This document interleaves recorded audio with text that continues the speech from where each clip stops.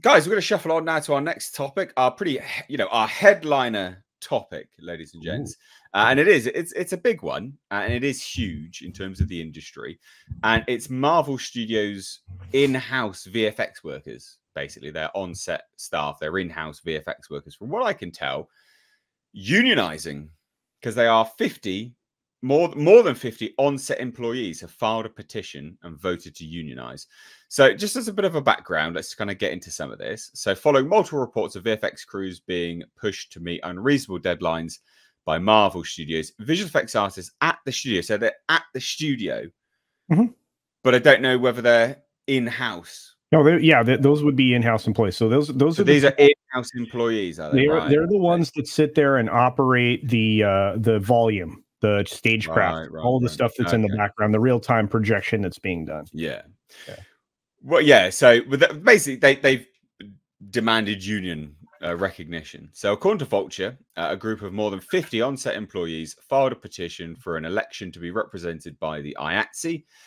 With a National Labour Relations Board, the workers are asking for an election to be held as early as August 21st. Now, this is literally a day before the earnings call. So this is bad news for Disney. Yeah, I mean, tomorrow, the 9th, we've got the earnings call, which we're going to cover in depth on Thursday's HCast. Yeah. So because we're just to add to that, we'll have Mexican Iron Man, who is a shareholder and is on those calls, basically. So we'll have him firsthand chit-chatting us through what was on that call, which is going to be a doozy. Mark my words, that will be you won't want to miss Thursday's show, guys. I say this is your favorite podcast, that will probably be your favorite show of the podcast. I guarantee it. Now this is pretty major news because it marks the first time visual effects workers have joined forces to demand the same rights, wage protections, and professional watchdog oversight enjoyed by professionals in almost every other part of the film industry.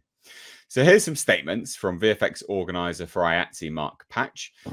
For almost half a century, workers in the visual effects industry have been denied the same protections and benefits their co-workers and crewmates have relied upon since the beginning of the Hollywood film industry. This is a historic first step for VFX workers coming together with a collective voice demanding respect for what we do. And then the VFX coordinator, Bella Huffman, who worked on Hawkeye, said, turnaround times don't apply to us. Protected hours don't apply to us.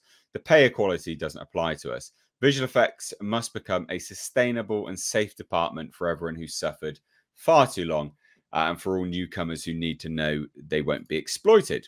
And then we had a statement from IATSE. We're witnessing an unprecedented wave of solidarity that's breaking down old barriers in the industry, and we're proving we're all in this fight together.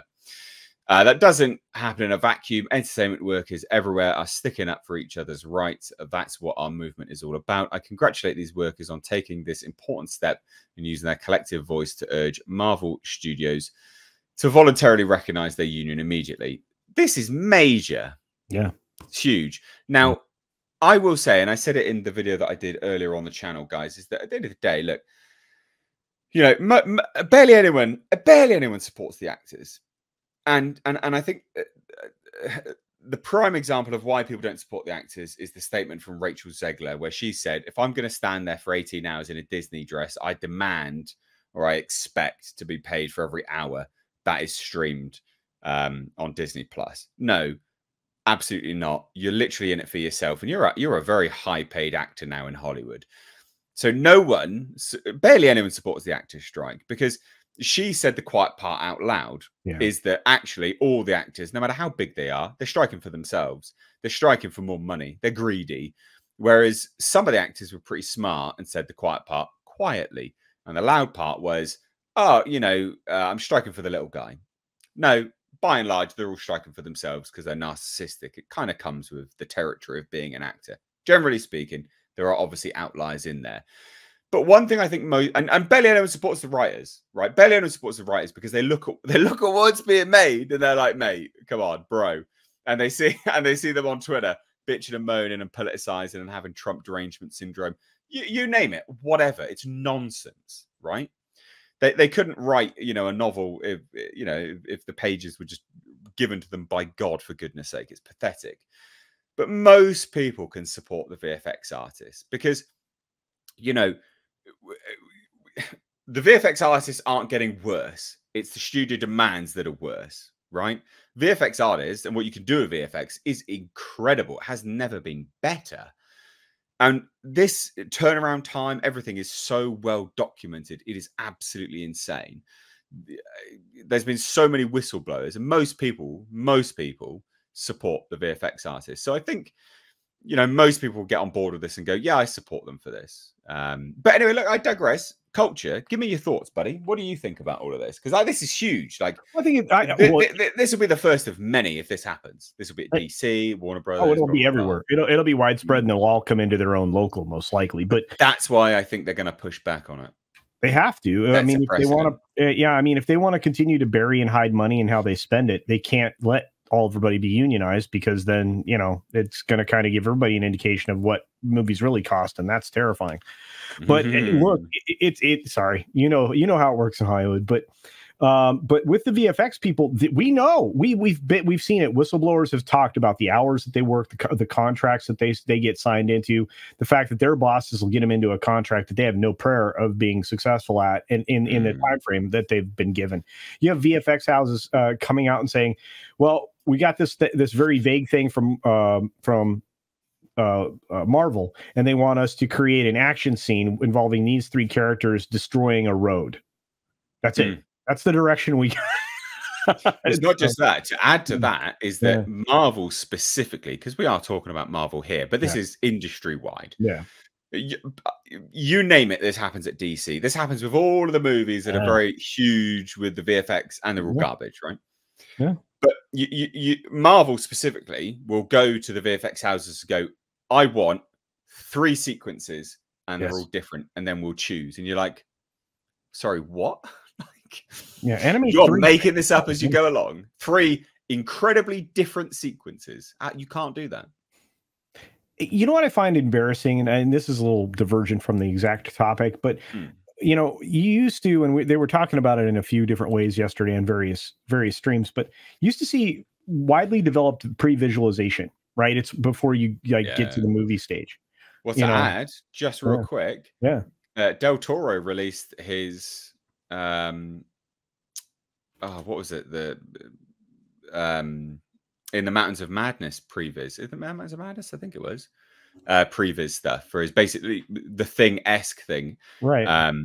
For his movie, and that was pretty well developed previs. That was but that's not awful previs. That's the point. Everybody used to save themselves a ton of money. Keep going. Let me figure this out. Yeah, but no, everybody used to save a ton of money by having good previs before they shot a scene, and then you can essentially hand that over to your VFX folks and say, "Is that the Mountains of Madness?" Yeah, make this stellar, make this beautiful, make this happen. I'm going to give you everything that you need to work with. This is your blueprint for making it happen. I mean, and it's one of the things that they did very well at Lucasfilm originally. They did. Steven Spielberg does a ton of it. They were talking about that yesterday in various places, but they don't do that. Well, so the VFX houses are left in a very particular, very difficult situation, as you described, where it's like, okay, give us these things, and then we'll take one. That's not even the worst of it. The timelines that they demand for some of these people to deliver, and again, stepping outside of Marvel for a second, but within the same company at Lucasfilm, they were bringing in effect shots within 30 days of that film being released. That's nuts. Yeah.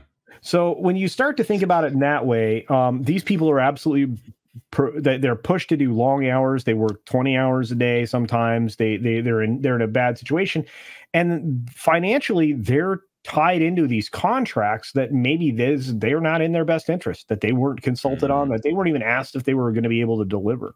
So the deliverables become unrealistic. Oh yeah, it's an untenable position to be in, and I think. It's a bit of a meme that we talk about Disney and Marvel here, but they are the biggest, and they're in so much crap at the moment. So it's just the unfortunate nature of the industry at the moment. Yeah. Disney and Lucasfilm specifically, Lucasfilm had on the go for Indiana Jones 3 VFX houses all in one go, trying to scrape that film together.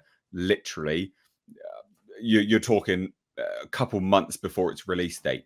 3 VFX houses scrambling together. That is almost unheard of. That's ridiculous. But 3 independent VFX houses just all working on stuff because they were like, shit, we need like really bring in the big guns here. We cannot do it. It's crazy.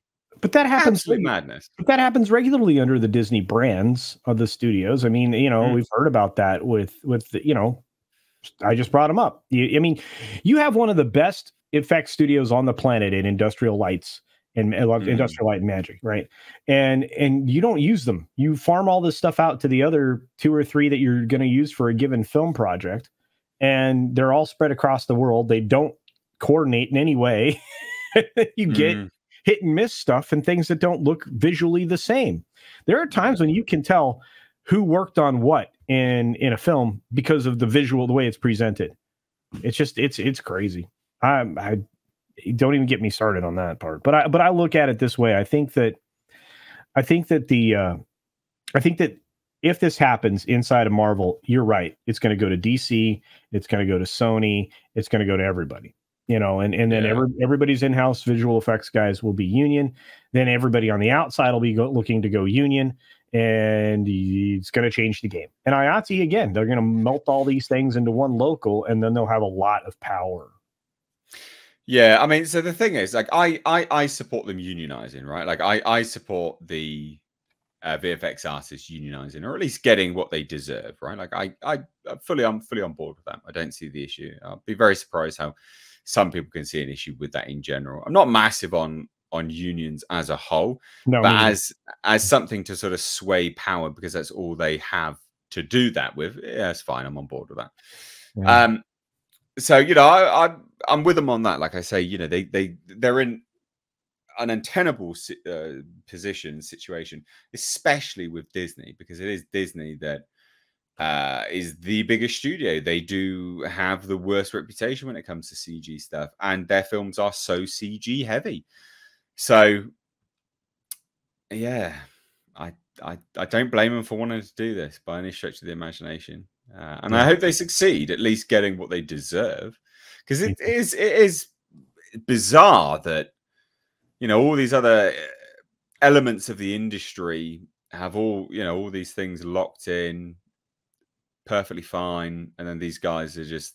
But you know, at the end of the, it's very similar to the AI issue, right? Like, it's an evolving part of the industry, or had been, and you know, I think maybe it got to VFX and VFX houses were sort of flung into the industry at such a quick pace that the contracts couldn't keep up to protect them. I'm thinking that's probably what happened, similar to the AI thing now, which is what's causing all the strikes, etc. Well, and that's only going to get worse. I mean, to be fair, you're seeing an evolution in AI being employed already, not just in production, but also in writing. It's already been happening. They're fighting against something that's already been happening for a while. They just didn't know it, you know. And I mean, a lot of notes. I'm going to say it this way: a lot of notes for scripts and things like that, I'm almost certain have come out of AI. Yeah, like somebody took the script, fed it into an AI, and had it render analysis, and then wanted to look smart, and then they kind of based their notes or wrote their notes or stole their notes directly from that AI analysis. Yeah, because sometimes that's what the notes look like. So it's just it's crazy. Anyway. Yeah.